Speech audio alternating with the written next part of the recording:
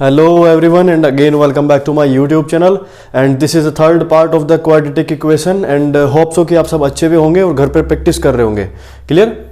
और जैसे कि हमने पार्ट 2 में एक्सरसाइज 4.1 कंप्लीट कर चुके थे और 4.2 का इंट्रोडक्शन पार्ट हम पढ़ चुके थे इन पार्ट सेकेंड, ठीक है ना, इन पार्ट सेकेंड। नाउ हम पार्ट थर्ड में आज बात करेंगे एक्सरसाइज 4.2 के सॉल्यूशंस की। क्लियर। सो बात करते हैं फर्स्ट क्वेश्चन। वो कह रहे हैं find the roots of the following quadratic equations of by factorisation. यानी आपको जितने भी क्वाड्रेटिक इक्वेशन गिवन है in question number first you have to find out their roots. Roots कहो या फिर उनके जीरोस कहो, बात एक ही है। क्लियर, क्लियर है ना। और किससे कह रहा है? By the method of factorisation, यानी फैक्टराइजेशन मेथड से आपको उसके रूट्स फाइंड करने हैं। जैसे कि फैक्टराइजेशन मेथड हम कल डिस्कस कर चुके हैं ऑलरेडी इन पार्ट सेकंड। सो जो हमको यूज करना है हम उसको बोलते हैं मेथड को मिडिल टर्म स्प्लिटिंग मेथड भी बोलते हैं। क्या बोलते हैं? Middle term splitting method. यानी आपके पास जो भी क्वाड्रेटिक इक्वेशन गिवन है उसकी जो मिडिल टर्म होती है हम उस मिडिल टर्म को क्या करते हैं? स्प्लिट करते हैं। क्लियर। सो बात करते हैं फर्स्ट के फर्स्ट पार्ट यानी क्वेश्चन नंबर फर्स्ट का जो फर्स्ट पार्ट है। देखिए क्या बोल रहा है, x square minus 3x minus 10। हमारे पास फर्स्ट इक्वेशन है x square minus 3x minus 10 is equals to 0 and you have to find out the roots of this quadratic equation by factorization method। हम उसको क्या बोलते हैं जो हम यूज कर रहे हैं उसको फैक्टराइजेशन मेथड को मिडिल टर्म स्प्लिटिंग मेथड भी बोलते हैं। क्लियर। देखो स्टेप बाय स्टेप करेंगे, करना कैसे हो। देखो हमारे पास क्या है, x square minus 3x minus 10 is equals to 0। Clear. So जो फर्स्ट स्टेप आपका होता है वो क्या करना है आप लोगों को, जो कोफिशिएंट है किसका, एक्स स्क्वायर का, वो कितना दिखाई पड़ रहा है बेटा? 1 है ना भाई। नहीं है तो कितना है? 1 कोफिशिएंट है। अब इस कोफिशिएंट की मल्टीप्लाई कहां से करनी है? काय में करनी है? कांस्टेंट टर्म के साथ करनी है। किसके? Constant term. सो 1 इंटू 10 कितना आएगा? 1 इंटू 10 हमारे पास मल्टीप्लाई करके रखा है 10। मतलब ये आपको क्या करना है, आपके माइंड में रखना है, आपको अपने माइंड में रखना है कि हमने कोफिशिएंट ऑफ एक्स स्क्वायर की मल्टीप्लाई की है विद कांस्टेंट टर्म एंड हमारे पास कितना रखा है? 1 इंटू 10 करके 10। कितना बेटा जी? 10। तो सेकेंड स्टेप क्या करना है आपको, इसको एज इट इज रखना है।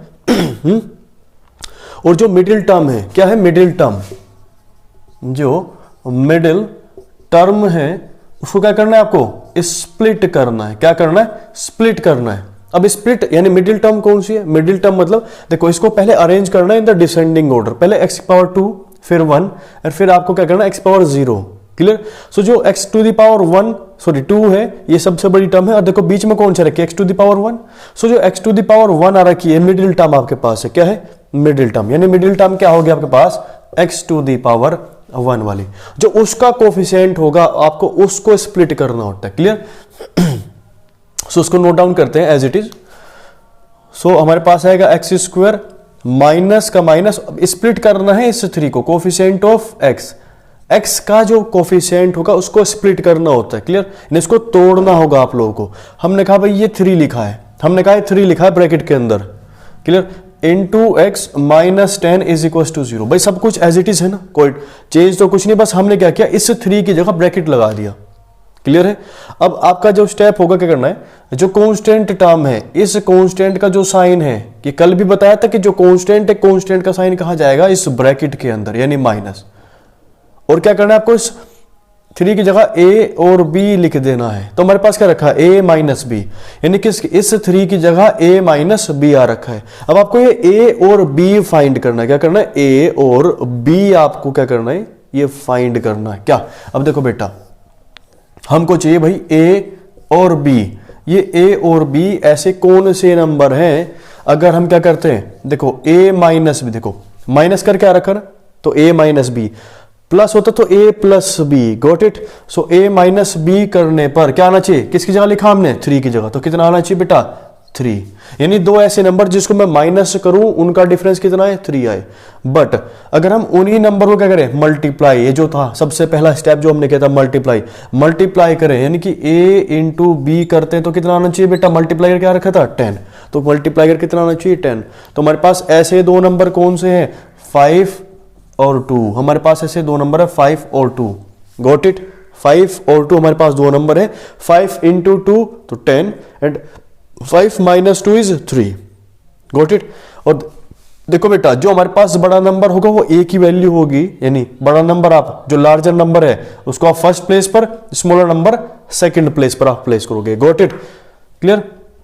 यानी x square minus 5 minus 2 into x minus 10, got it.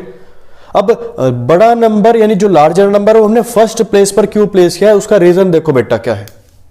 अगर सपोज को आपने इसका जो अरेंजमेंट है आपने उसको चेंज कर दिया, सपोज को आपने छोटा नंबर यहां पर रख दिया, बड़ा नंबर आपने बी की जगह रख दिया, तो गड़बड़ हो जाएगी। देखो कैसे, ये क्या होगा, x square minus 2 minus 5 into x minus 10, ये बन जाएगा ना। अगर मैं बड़ा नंबर पीछे रख दूं और छोटा नंबर को यानी मैं फर्स्ट प्लेस पर प्लेस कर दूं यहां पर, तो चेंज हो जाएगा। कैसे, देखो बेटा एक्स स्क्वायर माइनस, भाई प्लस माइनस माइनस, लेकिन साइन कैसा आएगा, माइनस का, यानी minus 3 into x minus 10। Now x square minus minus plus 3x minus 10, तो देखो होगी ना इक्वेशन चेंज। हमारे पास क्या था, x square minus 3x minus 10, और क्या रखा x square plus 3x minus 10, तो साइन चेंज नहीं हो गया इक्वेशन का, हो नहीं गया चेंज साइन, क्लियर। तो बेटा क्या करेंगे हम जो है बड़े नंबर जो लार्जर नंबर होगा इन दो में से, ठीक है ना, इन दोनों नंबर में से जो लार्जर नंबर होगा उसको हम फर्स्ट प्लेस पर क्या करेंगे, पुट करेंगे, गॉट इट, क्लियर। तो ये रीजन है इसका।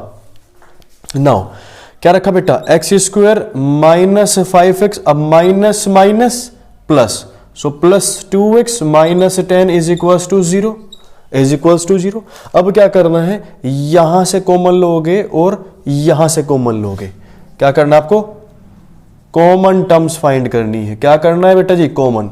अब देखो बेटा यहां से कितना आएगा भाई, 1 और 5, पहले नंबर से नंबर देखो, नंबर से नंबर यानी कोफिशिएंट से कोफिशिएंट देखना है, फिर वेरिएबल टू वेरिएबल में देखना है। पहले कोफिशिएंट में देखना है कि कोफिशिएंट में क्या कॉमन है, और आप वेरिएबल को बाद में देखो कि वेरिएबल से क्या कॉमन ले सकते हो। देखो कोफिशिएंट कितना, यहां पर 1 है, यहां 5 है, तो क्या कॉमन आएगा, हमने कहा 1। एक्स स्क्वायर और एक्स में क्या कॉमन है, एक्स, ठीक है ना। कैसे, देखो बेटा कैसे लेते हैं कॉमन। अब देखो पहले देखेंगे हम नंबर से नंबर 1, और हमारे पास 5 था, देखो 1 को लिख सकते हैं 1 इंटू 1, 5 को लिख सकते हैं 1 इंटू 5। सो नंबर्स में क्या कॉमन रखा है, कोफिशिएंट में 1 को माना रखा है, क्या रखा है, 1 को माना रखा है। बात करते हैं वेरिएबल की, तो वेरिएबल हमारे पास एक्स स्क्वायर और एक्स है ना। वेरिएबल कितना है भाई, यहां पर एक्स स्क्वायर है, यहां पर एक्स है। सो देखो बेटा एक्स स्क्वायर को लिख सकते हैं आप x इंटू एक्स, और x को लिख सकते हो आप x इंटू 1। सो कितना कॉमन आ रखा है, हमारे पास x कॉमन आ रखा है, कितना जी, x, गॉट इट। सो इस तरह से क्या कॉमन आया, 1 वहां से आया था और x वेरिएबल से आया। अब देखो बेटा, अब जहां पर 1 कॉमन आपने लिया तो कितना बचा, देखो आपने 1 कॉमन लिया है तो क्या बच रहा है, 1 बच रहा है ना भाई, 1 बच रहा है। अब एक्स स्क्वायर आपने कॉमन लिया तो एक्स स्क्वायर की जगह क्या बच रहा है, अब एक्स बचा हुआ है, क्या बचा हुआ है, एक्स बचा हुआ है, माइनस का माइनस। अब देखो 5, जहां पर 5 था, 5 में से 1 कॉमन लिया, क्या बचा है, 5 बच रखा है, कितना बच रखा है, 5। और x में क्या बचा है, कुछ नहीं बेटा, 1 बचा है, तो मल्टीप्लाई 1 करेंगे तो यही आएगा, गॉट इट। नाउ अब यहां पर जो साइन होगा वही साइन आएगा, यहां पर ध्यान रखना, प्लस। अब देखो ये 2x माइनस 10, अब फिर से हमारे पास पहले कोफिशिएंट से कोफिशिएंट देखेंगे, यानी 2 को हम लिख सकते हैं 2 इंटू 1, और हम 10 को लिख सकते हैं 2 इंटू 5। तो हमारे पास क्या कॉमन रखा है, 2 कॉमन रखा है, कितना बेटा जी, 2। अब x यहां पर है नहीं, x यहां पर है तो हम x कॉमन नहीं ले सकते, गॉट इट। सो 2 कॉमन रखा है, जब 2 कॉमन है तो क्या बचा, 1, और साथ में क्या है, x। नाउ माइनस का माइनस क्यों बाहर प्लस है, कोई साइन चेंज नहीं होगा, गॉट इट। सपोज को माइनस होता तो माइनस लोगे यहां पर, और जो अंदर के साइन थे ये साइन सब चेंज हो जाएंगे, गॉट इट। सुनाओ, अब 10 था तो 10 में से 2 कॉमन ले, क्या बच रखा है, 5 बचा हुआ, क्या बचा है, 5 इज इक्वल टू 0, क्लियर।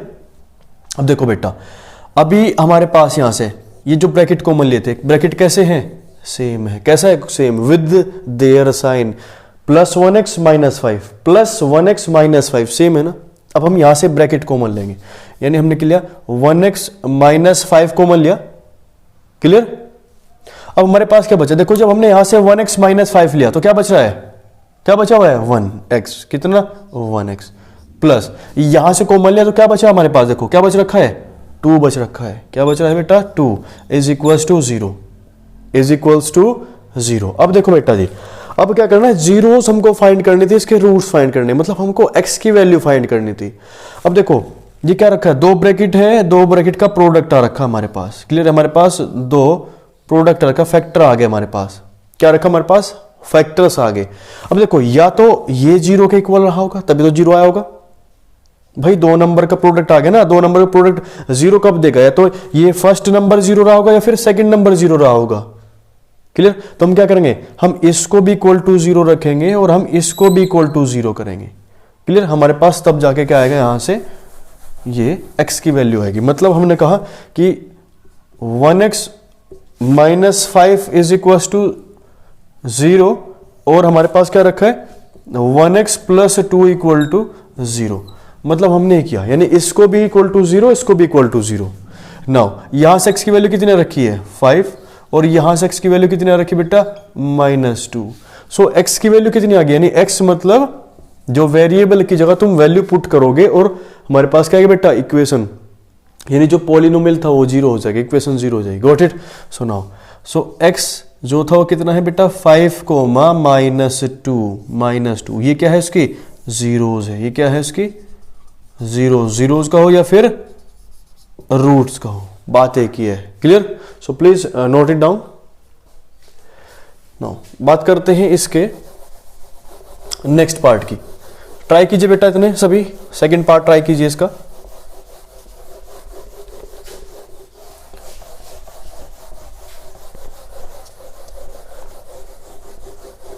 हाँ जी देखिए बेटा, बात करते हैं इसके थर्ड पार्ट की, क्लियर। सेकंड पार्ट इज आप लोग कर लोगे, थर्ड पार्ट की बात करते हैं। थर्ड में कह रहा है √2x², third part √2x² plus 7x plus 5√2 plus 7x plus 5√2 is equal to 0। ये है, आपको इसके जीरोस फाइंड करने, आपको इसके रूट्स फाइंड करने, क्लियर। अब देखो कैसे करना है, क्या कहा था कि इसको आप लोग एज इट इज रखना। नाउ अब हम बात करेंगे कि जो कोफिशिएंट है, कोफिशिएंट ऑफ x², उसकी मल्टीप्लाई कहां करोगे कांस्टेंट टर्म के साथ, कहां करोगे कांस्टेंट के साथ। तो कितना रखा है √2 इंटू 5√2 कितना 10, सो 5√2 into √2, so √2 into √2 is 2, so 5 into 2 कितना आ गया बेटा 10, कितना है मल्टीप्लाई करके 10, कितना रखा है भैया जी 10 आ गया, मल्टीप्लाई करके 10 आ गया। इसको आपको अपने माइंड में रखना है, सो नहीं करना इस तरह से, क्लियर। नेक्स्ट स्टेप क्या है, √2x² प्लस इस 7 को आपको स्प्लिट करना है, इसकी जगह bracket into x plus 5√2 is equal to 0। So next step क्या था कि जो कांस्टेंट टर्म का जो साइन रहेगा वो साइन का आएगा इस ब्रैकेट के अंदर, यानी प्लस a और b। Got it. अब आपको दो नंबर a और b फाइंड करने, क्या करना है आपको a, b आपको दो नंबर चाहिए, ताकि अगर हम a प्लस b करें तो कितना है 7, किसकी जगह लिखा हमने 7 की जगह, सो a प्लस b कितना आना चाहिए 7 और a इंटू b कितना आना चाहिए बेटा 10, कितना आना चाहिए 10। सो हमारे पास ऐसे दो नंबर कौन से हैं, वो 5,2 हमारे पास दो नंबर है 5,2, clear. Now it will become √2x² plus 5 plus 2x plus 5√2 is equal to 0। Got it. Now इसको सिंप्लीफाई करते हैं, 2x² plus 5x plus 2x plus 5√2 is equal to 0। अब क्या करना है आप लोगों ने, अब यहां से आपको क्या करना है कॉमन लेना है, क्या करना है इसको कॉमन। आप इसको अरेंज भी कर सकते हैं वैसे, ठीक है ना, इनको आप आपस में अरेंज भी कर सकते हैं, यानी कि आप इस 2 को √2 के साथ भी लिख सकते हैं और 5 को 5√2 के साथ भी लिख सकते हैं, क्लियर। इसको रीअरेंज आप लोग कर सकते हो, कोई इशू नहीं है, आंसर वही सेम आएगा। Got it. कॉमन यहां से देखना है। अच्छा ये √2 और ये 5 क्या कॉमन है, कुछ भी कॉमन है, तो कितना लिखोगे कि 1 कॉमन लिया। अब x² और x में क्या कॉमन है x, तो हमारे पास क्या बचा बेटा, हमने जब कॉमन लिया √2x plus 5, next bracket plus का प्लस लिखोगे। अब देखो यहां पर 2 है और यहां पर ये 5√2 है, तो क्या कॉमन आएगा? देखो बेटा जी, हम 2 को लिख सकते हैं √2 इंटू √2 और हमारे पास 5√2 है, उसको लिख सकते हैं हम 5 इंटू √2। तो कितना कॉमन रखा है? √2 कॉमन आया। क्या कॉमन है बेटा? √2। सो √2 कॉमन रखा है। नाउ यहां पर x और यहां पर कितना भाई 5√2 में से √2 कॉमन है, तो कितना बचा? 5 हमारे पास बच गया, यानी 5 और यहां पर √2 भी तो है, √2 और हमारे पास क्या बच रखा है? 5 यहां पर बच रखा है। क्लियर? यानी 2 में से √2 को मिल लिया तो हमारे पास √2 बचा, तो √2 इंटू एक्स प्लस 5, क्लियर, और इज इक्वल टू 0। अब देखो बेटा √2x plus 5, √2x plus 5 same है, कॉमन ले लो उसको, ठीक है, कॉमन लिया। अंडर √2x प्लस 5 कॉमन लिया ना। अब ये हमने कॉमन ले चुके, क्या बचा? 1x। क्या बच रहा बेटा? 1x प्लस यहां पर कितना बचा है? √2। कितना बचा है? √2 इज इक्वल टू 0। अब या तो ये 0 रही होगी टर्म या फिर ये 0 रही होगी टर्म, तो हमने क्या किया इसको? हमने कंप्यूट कर लिया दोनों को इक्वल टू 0, इक्वल टू 0। मतलब इस तरह से कि भैया √2x plus 5 is equal to 0 रहा होगा या फिर x plus under √2 is equal to 0 रहा होगा, यही है ना? क्लियर? सो यहां से x की वैल्यू कितनी आएगी? यहां से आएगी -5 अपॉन √2 और यहां से x की वैल्यू कितनी आएगी? -√2। क्लियर? नो मतलब जो रूट्स आ रखे हैं इस इक्वेशन के, वो रूट्स कितने हैं बेटा जी? x की वैल्यू कितनी है? -5 अपॉन √2 और -√2 are the zeros of the quadratic equation. So please note it down. Now next question try कीजिए बेटा, इतने क्वेश्चन नंबर फर्स्ट का 4th पार्ट ट्राई कीजिए। फर्स्ट का 4th पार्ट ट्राई कीजिए बेटा सभी।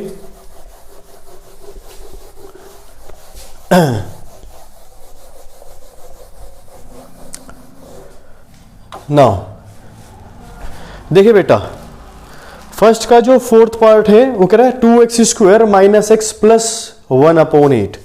क्लियर? यानी फर्स्ट का 4th पार्ट बोल रहा है 2x² minus x plus 1 upon 8 is equal to 0। Clear? यही तो है ना। अब देखो बेटा, इसको देख के डरना नहीं है, इसको देख के किसी को नहीं डरना है। क्लियर? सबको आता है, इजी। एलसीएम ले सकते हैं ना भाई, इक्वल टू 0 तो है आपके पास, आप इसको वो ले सकते हो, एलसीएम ले सकते हो, एलसीएम लो बेटा। आपने इसका एलसीएम लिया, हमारे पास 16x² minus 8x plus 1 is equal to 0। आप इसको इधर भेज दो ना इसको उधर, कुछ जा रहा है नहीं ना। तो 16x² minus 8x plus 1 is equal to 0 बन गया क्वाड्रेटिक इक्वेशन। हो गया ना सिंपल, सिंप्लीफाई नहीं हो गई, इसको सोल्व कर सकते हैं आप लोग। इसको सोल्व कीजिए, इसके रूट्स आएंगे। नाउ तो जो फर्स्ट का जो रिमेनिंग पार्ट रहते हैं उसको ट्राई कीजिएगा। अगर कोई भी आपको इशू आ रहा है, कोई भी प्रॉब्लम आ रही है, तो आप टाइप कर सकते हैं in the comment box. Clear? Now बात करते हैं second. Okay, solve the problem given in example first. यानी एग्जांपल फर्स्ट में जो प्रॉब्लम है उसको सोल्व करना है, तो ट्राई करना उसको सोल्व करने की। बात करते हैं question number 3rd। Find 2 numbers whose sum is 27 and product is 128। तो कह रहा 2 नंबर को फाइंड करना है आपको, यानी 2 नंबर चाहिए आपको।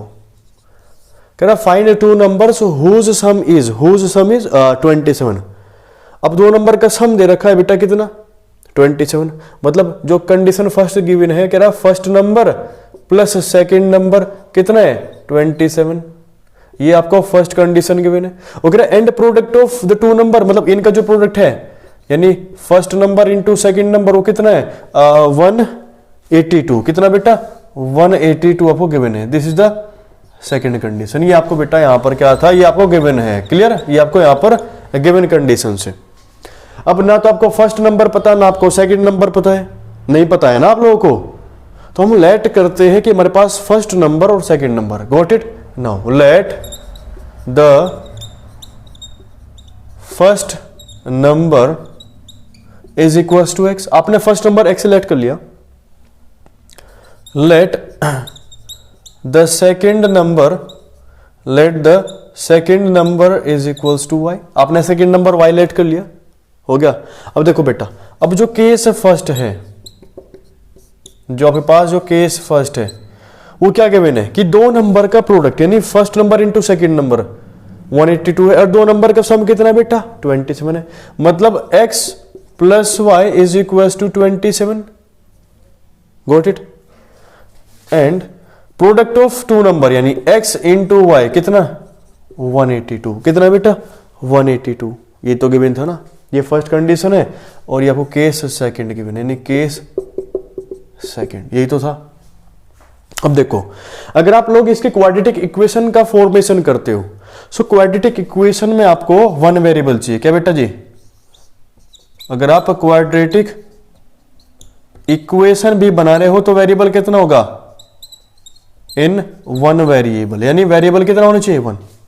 लेकिन यहां पर आपको थोड़ा थोड़ा क्या नजर आ रहा है, दो वेरिएबल नजर आ रहे हैं ना भाई। आपको यहां पर देखा बेटा हमारे पास x और y दो वेरिएबल है ना, दो वेरिएबल।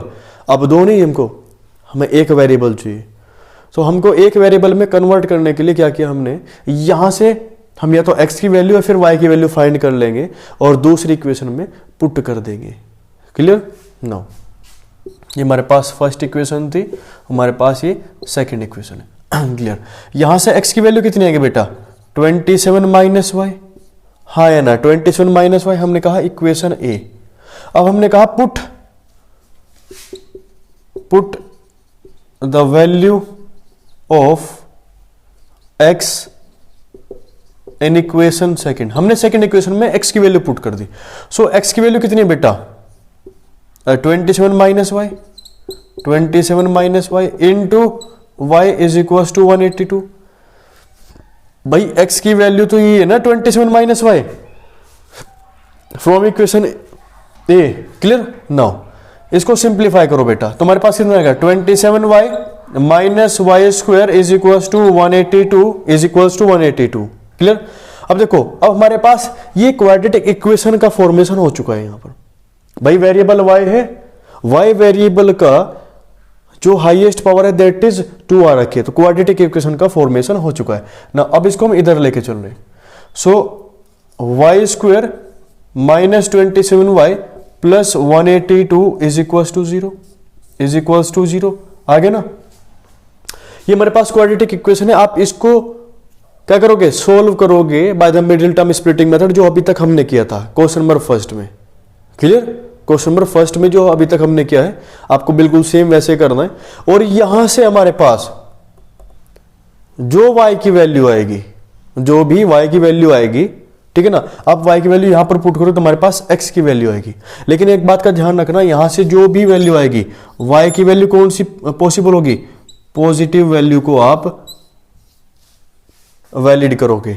और जो नेगेटिव वैल्यू आएगी y की, अगर कोई भी if y is equal to कौन सा नेगेटिव, आप उसको इनवैलिड करोगे कि नहीं वो नॉट पॉसिबल। क्यों, ये दो नंबर रखे हैं, दो नंबर का सम और प्रोडक्ट है, ठीक है ना। अगर एक नंबर नेगेटिव हो गया तो दूसरा नंबर भी या तो नेगेटिव होना चाहिए या तो दूसरा नंबर भी नेगेटिव होना चाहिए, तब जाके पॉजिटिव आंसर आएगा। क्लियर है।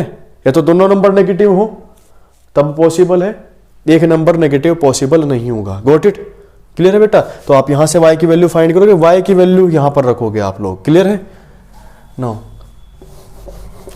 बात करते हैं क्वेश्चन नंबर फोर्थ की।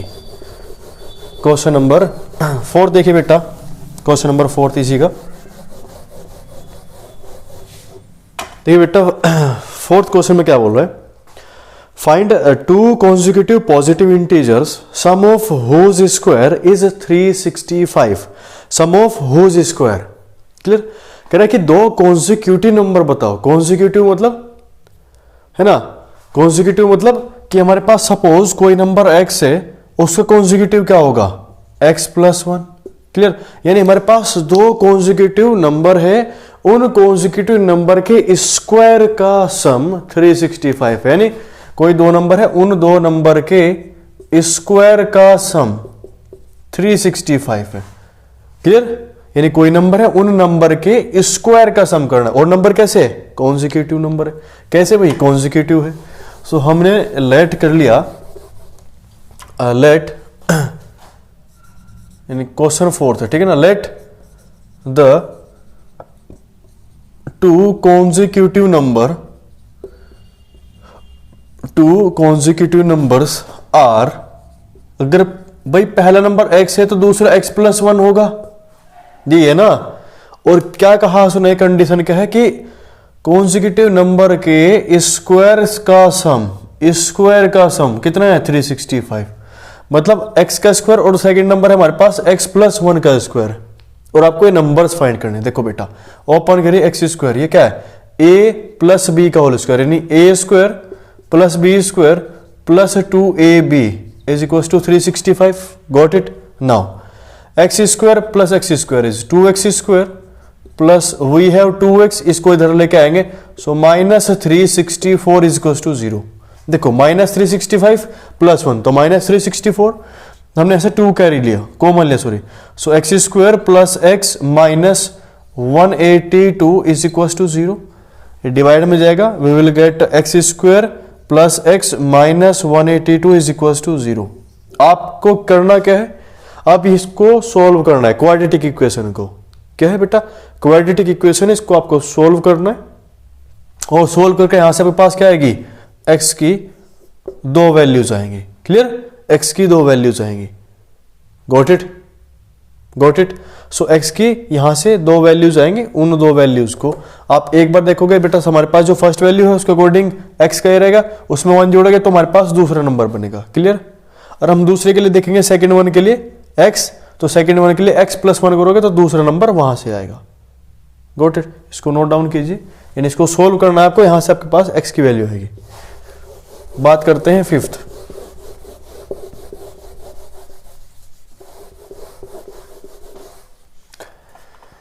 बात करते हैं फिफ्थ क्वेश्चन। देखिए बेटा, वो कह रहा है the altitude of a right triangle, altitude, altitude मतलब हाइट, यानी perpendicular distance. Got it. Altitude, altitude का मतलब हाइट, या फिर आप बोल सकते हैं परपेंडिकुलर डिस्टेंस। Got it. कह रहे the altitude of a right triangle is 7 centimetre less, 7 centimetre less यानी 7 सेंटीमीटर कम है। किससे बेटा, then its base, then its base, यानी राइट एंगल ट्राइंगल का जो भी बेस रहा होगा उस बेस से भी 7 सेंटीमीटर छोटा उसका एल्टीट्यूड है। And if the hypotenuse is 13 centimetre, अगर हाइपोटेन्यूज कितना है बेटा, अगर हाइपोटेन्यूज 13 सेंटीमीटर है, then find the 2 sides, find the other two sides. Got it. ये हमारे पास क्वेश्चन फिफ्थ है। वो बोल रहे हैं हमारे पास कोई एक राइट एंगल ट्राइंगल है, सपोज ये है। Got it. और ये हुआ बेस, ये उसका एल्टीट्यूड मतलब height, this is hypotenuse A B C. वो कह रहे हैं उसका जो एल्टीट्यूड है, यानी गिवन है आपको यहां पर कंडीशन कि भाई जो उसका एल्टीट्यूड है, एल्टीट्यूड इज बेस से कितना बेटा 7 सेंटीमीटर कम, यानी बेस से कितना है 7 सेंटीमीटर कितना है कम है, यानी जितना भी बेस रहा होगा उस बेस से भी 7 सेंटीमीटर कम इसकी हाइट है। क्लियर। वो कह रहे हाइपोटेन्यूज कितना है, हाइपोटेन्यूज इज 13 सेंटीमीटर। कितना है बेटा, हाइपोटेन्यूज इज 13 सेंटीमीटर। अब लेट कर लो कि बेस भैया हमारे पास कितना, let the base of right triangle, हमने कहा x सेंटीमीटर है। अगर बेस x सेंटीमीटर है, हमने कहा बेस कितना है भैया x सेंटीमीटर, कितना जी x सेंटीमीटर, तो एल्टीट्यूड कितना होगा, नाउ एल्टीट्यूड कितना होगा x minus 7 centimetre, x minus 7 centimetre.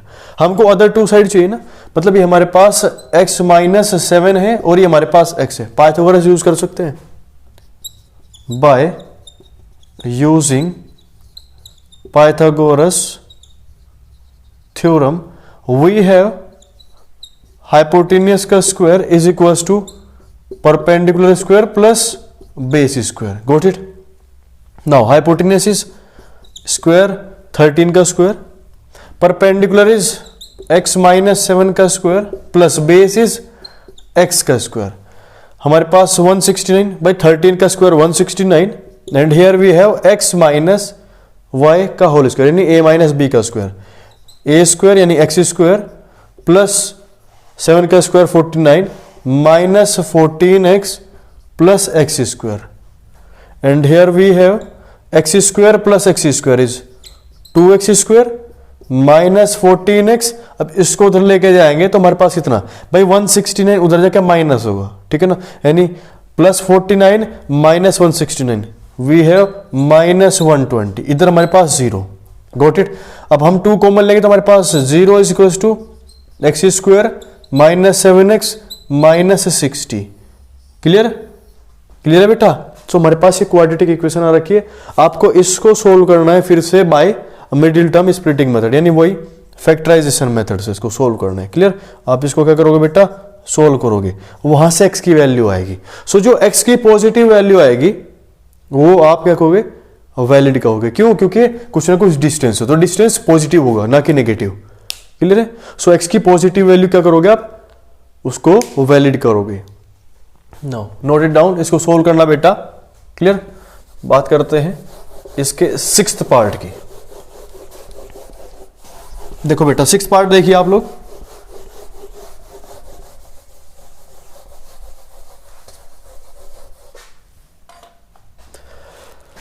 बोला 6th पार्ट में वो कह रहे a cottage industry produces a certain number of pottery articles in a day. वो कह रहे it was observed on a particular day that the cost of production of each article in rupees was 3 more than twice the number of articles produced on that day। वो कह रहा बेटा हमारे पास cottage industry है और cottage industry में कुछ potteries बन रही है। Clear, got it. वो कह रहा है एक दिन हमने क्या किया, हमने ऑब्जर्व किया कि भाई जो वहां पर पोट्रीज, जितने भी नंबर ऑफ पोट्रीज बनते हैं उनमें से एक आर्टिकल की जो कॉस्ट है, यानी एक सिंगल आर्टिकल की कॉस्ट जो है वो कितना है, वो कितना है 3 रुपीज मोर, यानी 3 रुपये ज्यादा है। किससे, 3 rupees more than the number of article produce on that day. ठीक है ना। उस दिन जितने भी आर्टिकल्स बने होंगे ना, उन आर्टिकल्स से भी 3 रुपये अगर मैं जोड़ दूं तो एक आर्टिकल की कॉस्ट है। यानी जितने आर्टिकल, सपोज करो उस दिन 10 पेन बने, मान लो हमने कहा कि एक फैक्ट्री, उस फैक्ट्री के अंदर पेन बन रहे हैं। क्लियर। और मैं कहूँ उस फैक्ट्री के अंदर एक दिन में 10 पेन बने हैं, तो एक पेन की जो कॉस्ट है ना, वो जितने भी पेन बने उस दिन, यानी कितने पेन बने 10 पेन ना, उससे भी 3 ज्यादा एक आर्टिकल की कॉस्ट है, यानी एक पेन की कॉस्ट है। कितने, मतलब 10 पेन बने थे, नंबर ऑफ पेन कितने 10, और कितने ज्यादा 3, तो एक पेन की कॉस्ट कितनी हुई 13 रुपीज। तो इस तरह करें एक आर्टिकल की कॉस्ट जो है 3 रुपये ज्यादा है जितने उस दिन आर्टिकल्स बने होंगे। अब आर्टिकल क्या पता कितने बने, नहीं पता ना, आपको लेट करना होगा कि number of article produced on a day. ठीक है ना। यानी 6th, let the total number of articles produced on a day। हमने कहा भैया x नंबर ऑफ आर्टिकल्स बने थे, कितने x आर्टिकल्स। अब उसने कहा कॉस्ट जो है ना एक आर्टिकल की, कॉस्ट ऑफ ईच आर्टिकल। भाई एक आर्टिकल की कॉस्ट कितनी है, उसने कहा बेटा जी 3 रुपये ज्यादा है, यानी 3 मोर, किससे है, जितने आर्टिकल्स बने थे। कितने आर्टिकल बने हैं, x बने हैं, यानी कितनी है बेटा 3 मोर मतलब प्लस, बताया था आप लोग को। क्लियर, प्लस किससे, नंबर ऑफ आर्टिकल जितने बने थे, x बने थे ना, तो 3 + x एक आर्टिकल की कॉस्ट है। एंड आफ्टर दैट वो कह रहे बेटा जी if the total cost of the production, total cost of the production of that day, यानी उस दिन जितने भी आर्टिकल बने थे उन सब की टोटल कॉस्ट कितनी है, वो कह रहे 90 रुपीज है। कह रहा 90 रुपीज है। कह रहा find the number of article produced and the cost of each article. बताओ बेटा जी उस दिन कितने आर्टिकल्स बने थे और एक आर्टिकल की कॉस्ट कितनी थी। अगर आपको टोटल कॉस्ट गिवन है, क्या गिवन है आपको, टोटल कॉस्ट। भाई गिवन है टोटल कॉस्ट ऑफ आर्टिकल्स, यानी total cost of articles on that day, यानी उस दिन टोटल कॉस्ट कितनी थी उस दिन के आर्टिकल्स की, 90 रुपीज। कितनी थी, 90 रुपीज। गया ना। अब एक बात हो बेटा जी, टोटल कॉस्ट कब आएगी, कैसे आएगी टोटल कॉस्ट, कैसे फाइंड करते हैं। अब सपोज करो आप शॉप पर गए, यानी किसी दुकान पर गए और आपने कहा भाई कि आपको एक पेन की कॉस्ट पता चलेगी। उसने कहा एक पेन की कॉस्ट जो है 5 रुपीज है। कितनी है 5 रुपीज़ है। और आपने 10 पेन वहां से जो है परचेज किए, कितना पेन 10 पेन आपने जो है परचेज किए, गॉट इट। और आपसे मैं पूछ लूं बताओ टोटल कॉस्ट कितनी है उन 10 पेन्स की।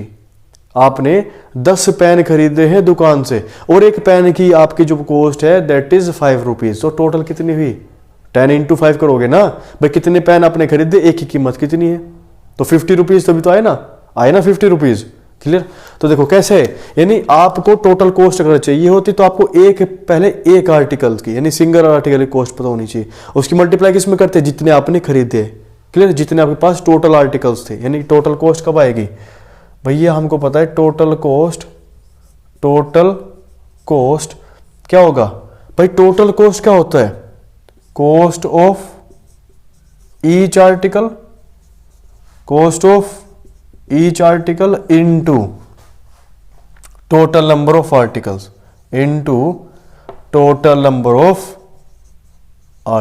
ये तो होता है भाई, ये तो होता है ना।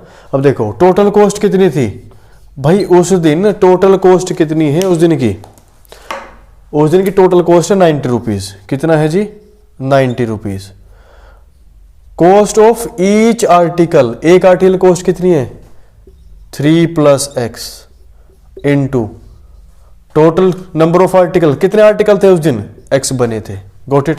नाउ 90 इज इक्वल टू, इसकी मल्टीप्लाई करते हैं 3x + x², इसको उधर लेके जाएंगे तो हमारे पास होगा x² + 3x - 90 is equal to 0।